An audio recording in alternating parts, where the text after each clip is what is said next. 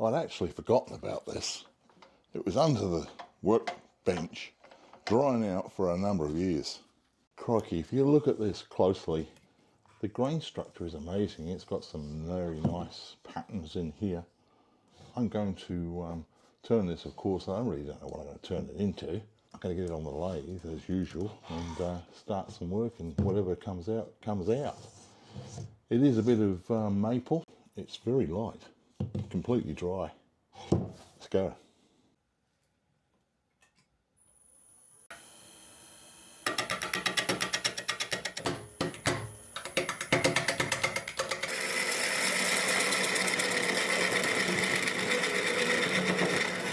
It is a gnarly piece of wood, I must say. There's a lot of chunks over here. But I've just turned around a bowl shape on the bottom of this, and I'm going to take it to the bandsaw and get rid of the chunks on the outside, make it a little more rounded than what it is. I mean, it's just all gnarly and difficult to turn, and I don't like that chunk. I like to get it a lot smoother, quicker. So back to the bandsaw, and then we'll bring it back on the lathe.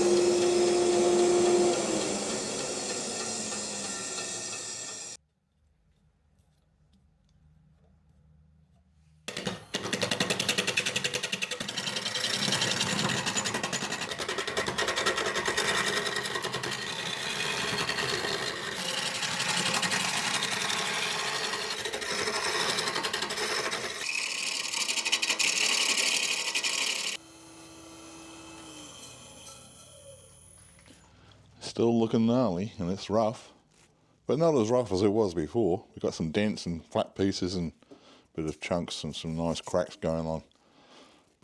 We'll keep on going.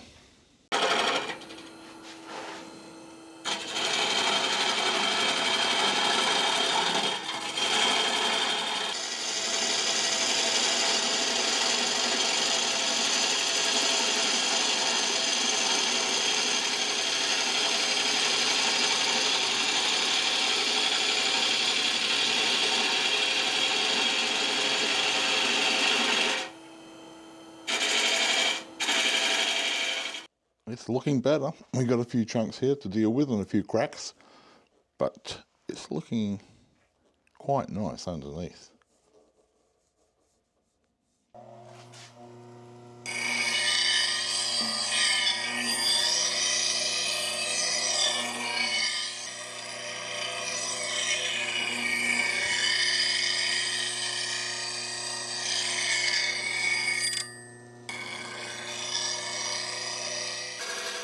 You just saw me sharpen the bowl gouge. It's imperative to keep it as sharp as possible, particularly when you're turning something as hard as this curling maple.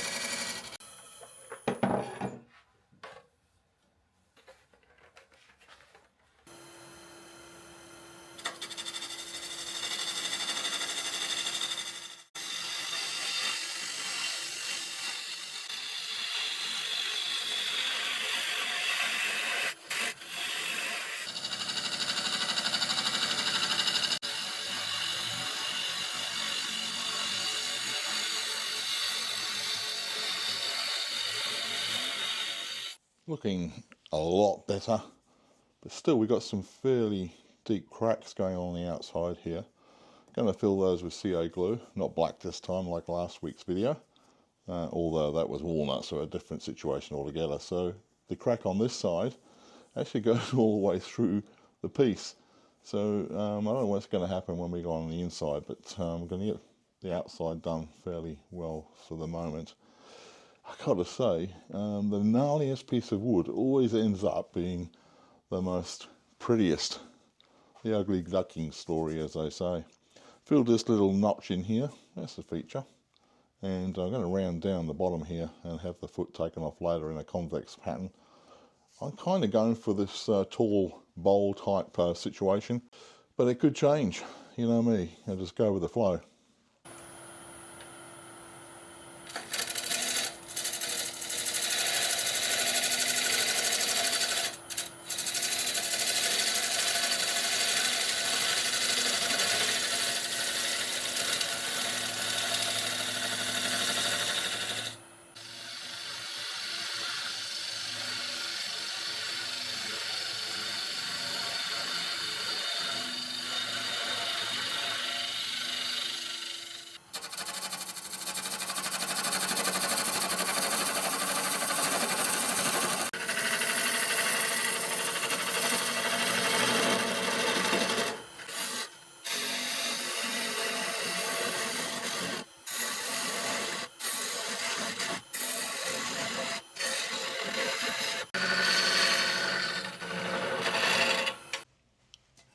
Now I've probably worked myself into a dark corner here. Going to leave the tailstock firmly in place and to hollow out the inside of the bowl. So the cutter I'm using is from Hunter Tools. It's a cupped carbide cutter. As you can see here, it's convex and it doesn't actually scrape, it cuts. Going to use this kind of tool on the inside of the bowl because it will bend around to the curves. Now I normally would use an easy rest to hold this side of the bowl, but my easy rest is broken. It's out for repair at the moment, so I'm going to chance it with just the the main chuck at the bottom holding the bowl still once the tailstock has been withdrawn. So I'll get as much depth as I can with this tool, and we'll see how we go. This could come into a bit of a disaster, we'll see.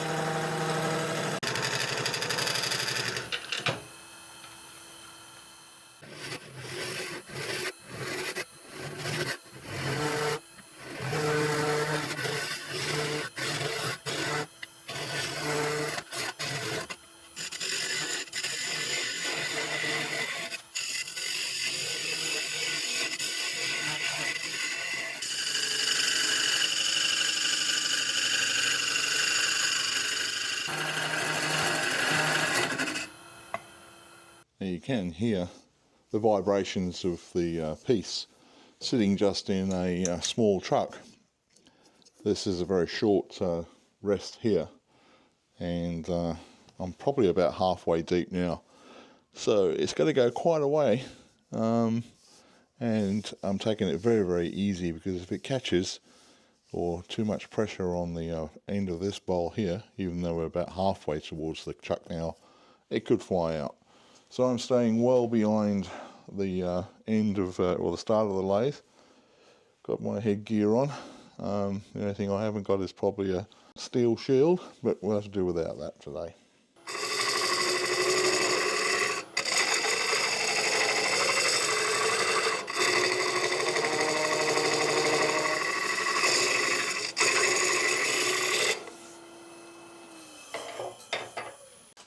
Well, as you can see, it's getting deeper. It's a slow game, but it's hard wood too. It's not actually coming off in peels of cuttings. It's coming off in very, very small cuttings. I don't know whether you can see that in my camera here, but yeah, that's the sort of stuff that's coming off there. I guess it's a very dry piece of wood, and it's a very hard piece of wood. But regardless of what, it's looking very nice, so I'm going to keep on going and hopefully reach the bottom. Now I've swapped over to a negative rake scraper, Easy Tools, only because the Hunter Tools gooseneck was catching on some of the edges here. Now this is a negative rake, it's not going to catch. Well, it hasn't done up until now. And we're going to go into the smoothness of this inside of this bowl.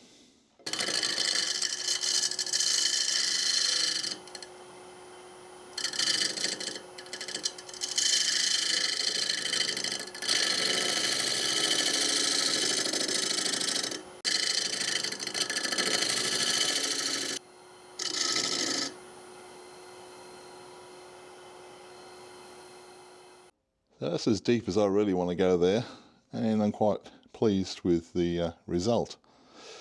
So the next step is to get on with the sanding, as we all look forward to, I'm sure. There are some rough spots here on the edge here, but most of it looks pretty cool to me. I'm going to go from 120 all the way up to 400 grit and put some finish on it. See how we go with that. The inside's about 2/3 the depth of the outside. I'm happy with that. See how we go.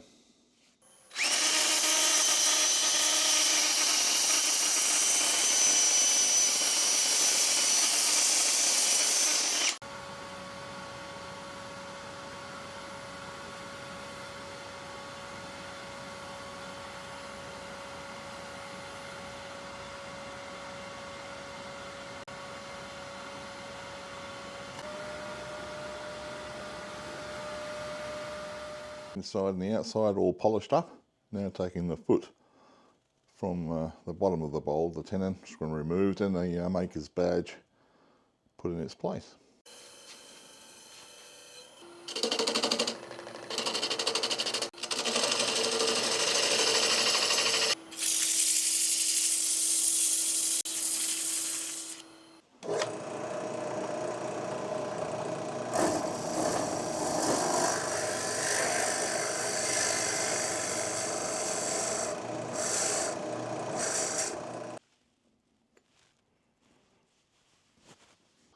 This has turned out to be a real burler. I mean, look at this.